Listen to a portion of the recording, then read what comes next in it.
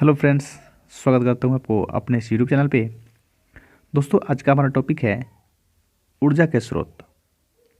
ठीक है, ऊर्जा के स्रोत। तो हम लोग इसमें देखेंगे कि ऊर्जा का स्रोत जो है क्या क्या है, ऊर्जा हमें किस चीज़ से प्राप्त हो सकता है। तो सबसे पहले हम बात करते हैं ऊर्जा क्या है। तो ऊर्जा के विभिन्न रूप हैं तथा ऊर्जा के एक रूप को दूसरे रूप में परिवर्तित किया जा सकता है। यानी कि किसी ऊर्जा को हम एक रूप से दूसरे रूप में परिवर्तित कर सकते हैं। ऊर्जा का स्रोत एक लंबी अवधि तक सुविधाजनक रूप में ऊर्जा की पर्याप्त मात्रा प्रदान करता है। ऊर्जा का स्रोत जो है एक लंबी अवधि तक यानी कि अधिक समय तक के लिए सुविधाजनक रूप से हमें ऊर्जा की जो मात्रा चाहिए वो प्रदान करती है। ऊर्जा की आवश्यकता दोस्तों क्यों है हमें ऊर्जा की आवश्यकता? तो ऊर्जा की आवश्यकता दोस्तों हमें है खाना बनाने के लिए, प्रकाश उत्पन्न करने के लिए, यातायात के लिए, मशीन को चलाने के लिए, उद्योग एवं कृषि कार्य में। ऊर्जा की आवश्यकता जो दोस्तों है हमें बहुत प्रकार से है। किसी भी काम को कर रहे हैं तो ऊर्जा के बिना वह संभव ही नहीं है। ठीक है, तो ऊर्जा जो है बहुत ही आवश्यक है, बहुत बहुत बहुत आवश्यक है। ठीक है, अब दोस्तों बात करने वाले हम लोग ऊर्जा के उत्तम स्रोत के लक्षण, यानी कि जो अच्छे ऊर्जा के स्रोत हैं उसके लक्षण क्या क्या हो सकते हैं। पहला कि प्रति एकांक द्रव्यमान अधिक कार्य करे, यानी कि वह जो है उच्च कैलोरीफिक माप हो। दूसरा, सस्ता एवं सरलता से सुलभ हो, यानी दोस्तों कि वैसा ऊर्जा जो हमें सस्ता और आसानी से मिल सके। तीसरी बात है भंडारण एवं परिवहन में आसान हो, यानी कि उस ऊर्जा के स्रोत को हम आसानी से कहीं पे एकत्रित कर सकते हैं या उसको एक जगह से दूसरे जगह तक आसानी से ले जा सकते हैं। ठीक है, इसका चौथा लक्षण है प्रयोग करने में आसान तथा सुरक्षित हो, यानी दोस्तों उस ऊर्जा के स्रोत को अगर हम यूज कर रहे हैं, ठीक है, तो वह आसानी से यूज हो सके और सुरक्षित हो, उससे किसी प्रकार की हानि ना पहुँचे। उसके बाद है पर्यावरण को प्रदूषित ना करे, यानी दोस्तों जो हम ऊर्जा का यूज करेंगे उससे पर्यावरण हमें दूषित ना करे तो वो ऊर्जा के अच्छे स्रोत कहलाएंगे। ठीक है, बात करते हैं हम दोस्तों अब ईंधन के बारे में, फ्यूल के बारे में। तो वह पदार्थ जो जलने पर ऊष्मा तथा प्रकाश देता है, वैसा पदार्थ जो जलने पर ऊष्मा और प्रकाश देता है उसे हम ईंधन कहते हैं। ठीक है, ईंधन किसी भी प्रकार को दोस्तों, कोई भी पदार्थ है, किसी भी प्रकार के पदार्थ हो, अगर उसको आप जलाते हैं तो जलाने पर वो तो ऊष्मा के साथ साथ हमें प्रकाश भी देता है। ऊष्मा दोस्तों होता है गर्मी, यानी गर्मी के साथ साथ हमें प्रकाश भी देता है, जिससे हम ईंधन कहते हैं। अब कुछ ईंधन के जो है उसके अच्छे गुण हैं। तो पहला उसका गुण है कि उच्च कैलोरीफिक माप।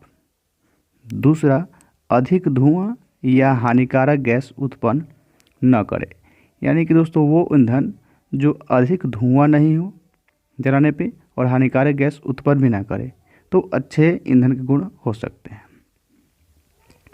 अच्छे ईंधन उसको कह सकते हैं। तीसरी है कि मध्यम ज्वलन ताप होना चाहिए, कि उसको किसी भी माध्यम में हम आसानी से जला सकते हैं। ठीक है, तो ये ईंधन के हमारे 3 गुण थे। आगे देखते हैं हम इसके बारे में।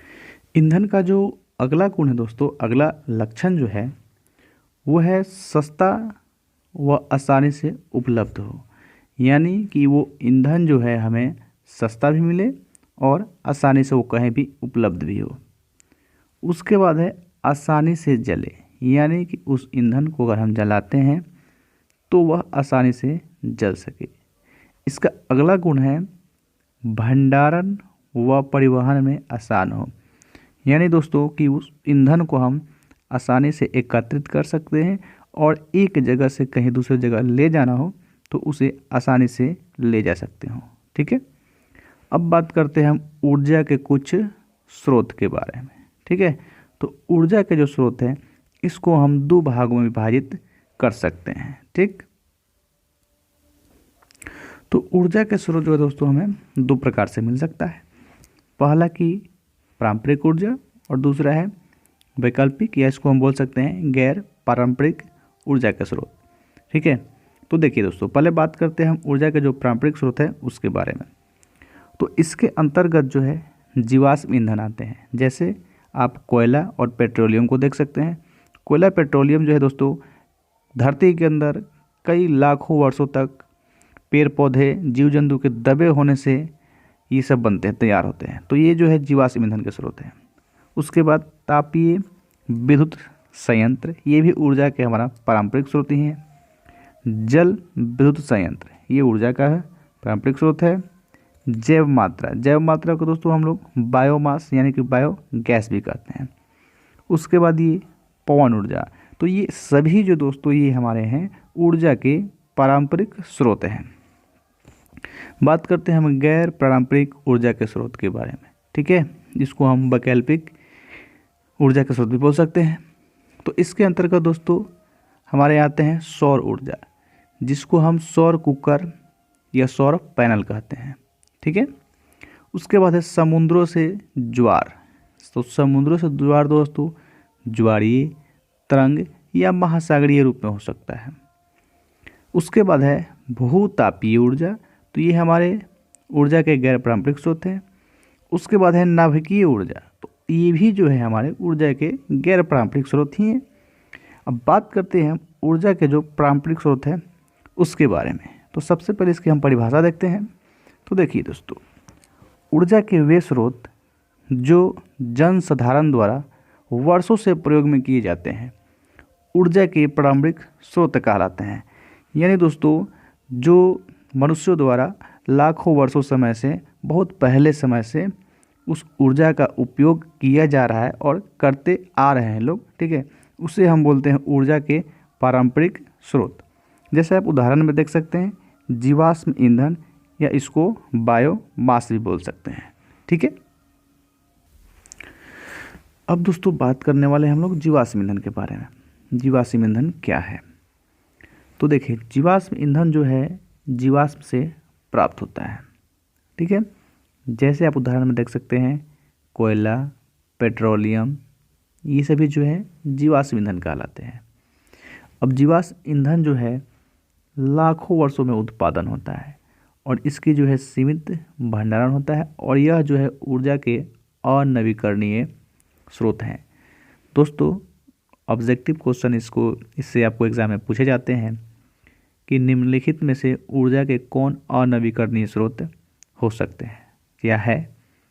तो कोयला, पेट्रोलियम ये जो है हमारे ऊर्जा के अनवीकरणीय स्रोत हैं। ठीक है, तो आप इसे याद रखें। बात करते हैं हम भारतवर्ष में विश्व का 6% कोयला भंडारण है, जो कि वर्तमान दर से खर्च करने पर अधिकतम 250 वर्षों तक बने रहेंगे।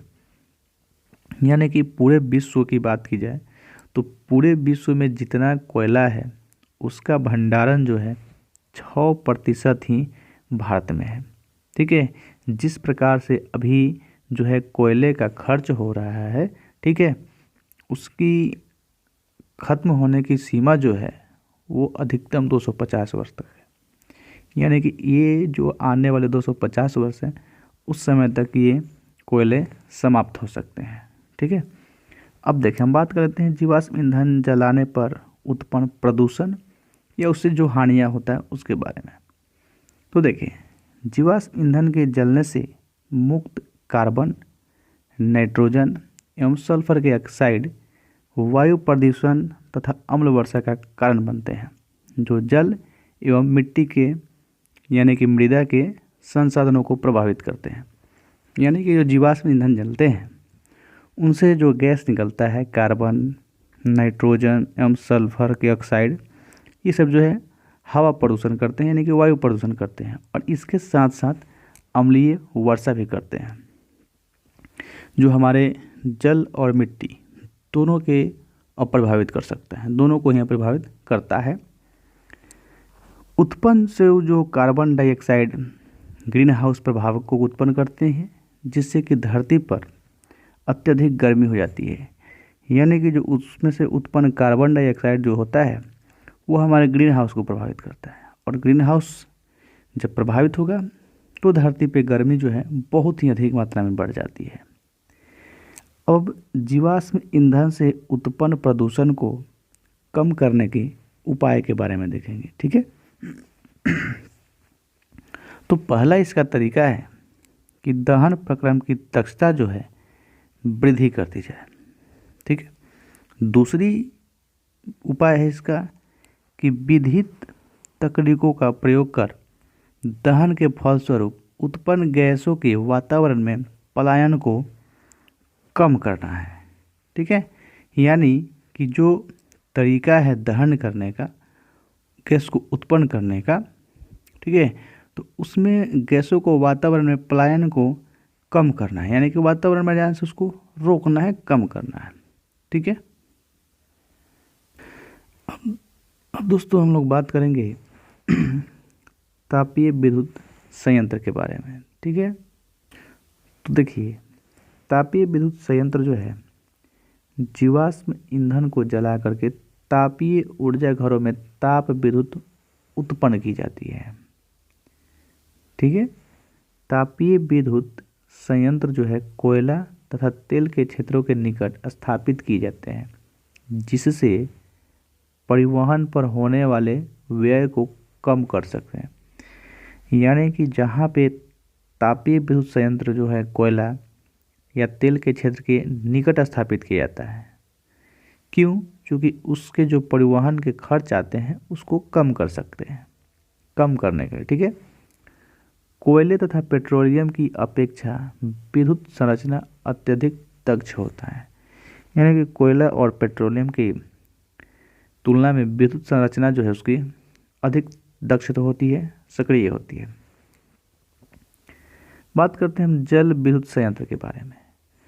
तो जल विद्युत संयंत्र गिरते हुए जल की स्थितिज ऊर्जा को विद्युत ऊर्जा में रूपांतरित करती है, ठीक है दोस्तों। जहाँ पे जल गिर रहा होगा ना, तो उस गिरते हुए जल की जो स्थितिज ऊर्जा होती है उससे विद्युत ऊर्जा तैयार किया जाता है, ठीक है, जिसको जल विद्युत संयंत्र कहेंगे।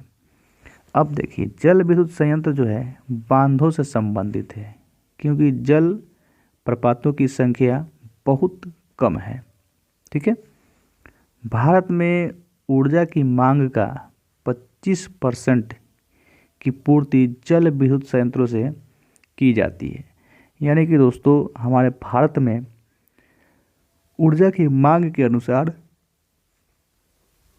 25% की आपूर्ति जो है जल विद्युत संयंत्र के द्वारा ही की जाती है। इसके जो लाभ हैं उसके बारे में बात करते हैं।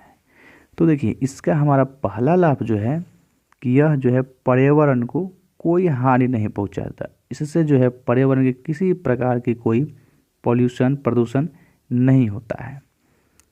दूसरा है जल विद्युत ऊर्जा एक नवीकरणीय ऊर्जा का स्रोत है। यानी कि जल विद्युत ऊर्जा जो है ये हमारा नवीकरणीय ऊर्जा का स्रोत है। बांध के निर्माण से बाढ़ रोकना तथा सिंचाई करना ये बहुत ही सुलभ और आसान है, ठीक है। तो इससे जो है ये हमारा तापीय जल विद्युत संयंत्र का ये जो है हमारा लाभ है। अब देखेंगे इसके कुछ हानियां हैं उसके बाद। तो देखेंगे इसके हम हानियां के बारे में, हानि क्या क्या इसके हो सकते हैं। तो देखिए, बांध के निर्माण से कृषि योग्य जो भूमि तथा मानव आवास डूबने के कारण जो नष्ट हो जाते हैं, ठीक है। यानी कि किसी भी नदी पर अगर हम बांध बनाते हैं, ठीक है, तो जो कृषि योग्य भूमि होगा और मनुष्य के जो आवास होंगे वो डूबने के कारण ही नष्ट हो जाते हैं, ठीक है। तो ये जल विद्युत संयंत्र के कुछ हानियाँ हैं। दूसरी हानियाँ है हमारे पारिस्थितिक तंत्र जो है नष्ट हो जाता है।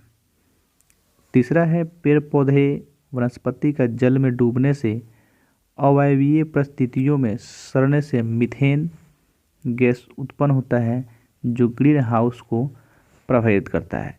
ग्रीन हाउस दोस्तों हमारा CFC क्लोरोफ्लोरोकार्बन यानी कि ओजोन परत है और उसको यह नष्ट पहुंचाते हैं, हानि पहुंचाते हैं।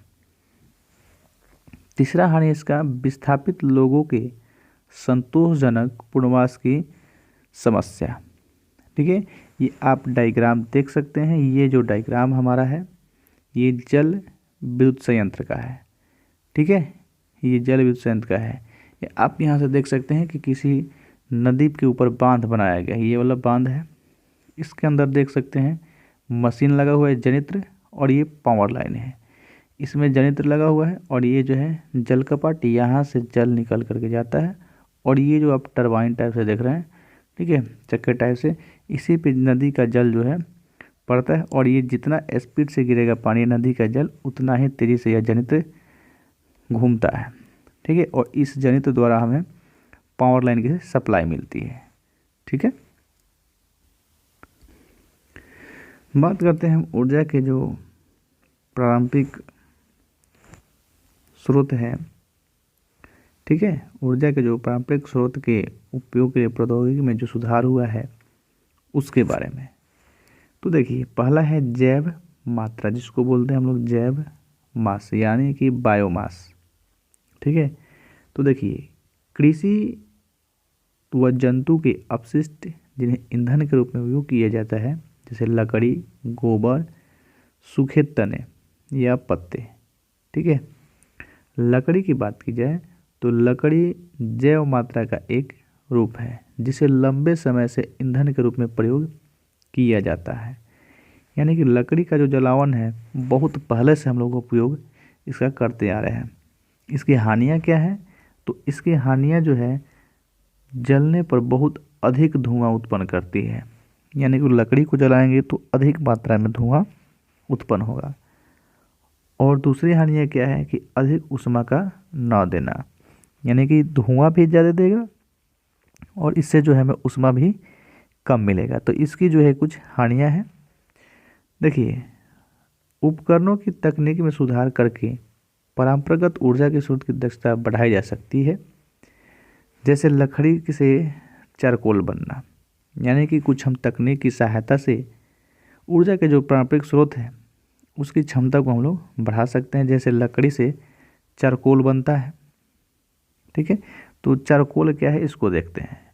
तो देखिए, लकड़ी को वायु की असीमित आपूर्ति में जलाने से उसमें उपस्थित जल तथा वाष्पशील पदार्थ बाहर निकल जाते हैं और अवशेष के रूप में चारकोल प्राप्त होता है।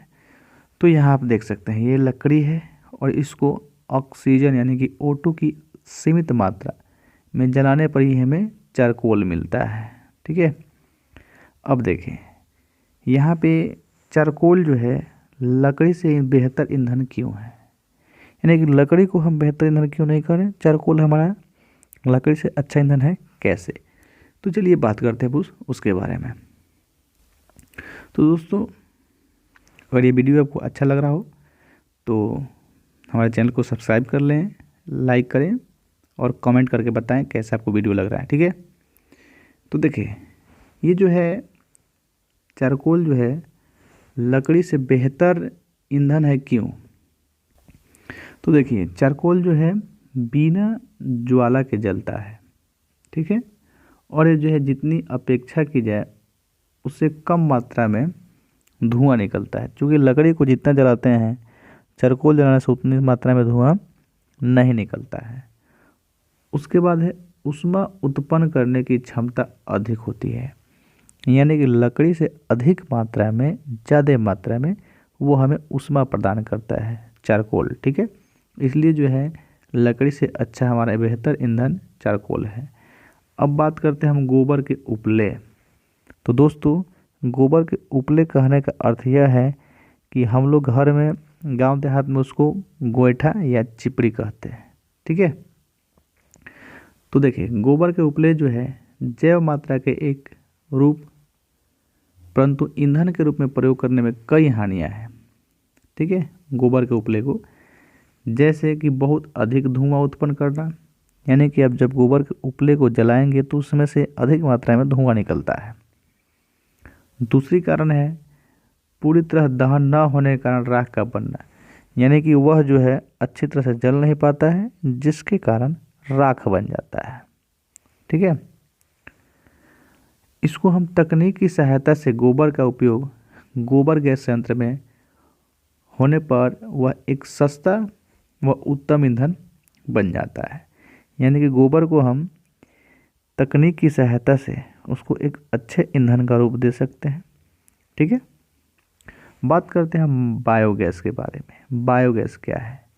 तो बायोगैस गोबर, फसलों के कटने के पश्चात बचे अपशिष्ट, सब्जियों के अपशिष्ट तथा वाहित मल जब ऑक्सीजन की अनुपस्थिति में अपघटित हो जाते हैं तो बायोगैस का निर्माण होता है। ठीक है,